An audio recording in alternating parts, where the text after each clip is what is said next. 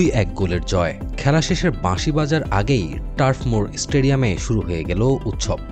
Burnley ফিরছে premier লিগে, এটাই উৎসবের কারণ।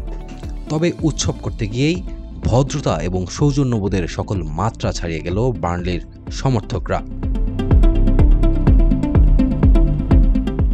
অকথ্য গালাগাল এবং প্রতিপক্ষ শেফিল্ড ইউনাইটেডের খেলোয়াড়দের উপর চড়াও হয়েছে বার্নলির সমর্থকরা। শেফিল্ডের বাংলাদেশি ফুটবলার হামজা চৌধুরীর উপরেই যেন দুনিয়ার সকল ক্ষোভ বার্নলি দর্শকদের।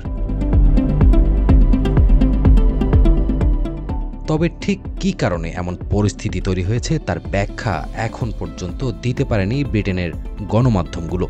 তবে ডেইলি সান জানিয়েছে, ম্যাচ হারার পর অনেকটা সময় ধৈর্য ধরে রাখলেও এক পর্যায়ে নিজের উপর নিয়ন্ত্রণ হারিয়ে ফেলেন বাংলাদেশের এই তারকা।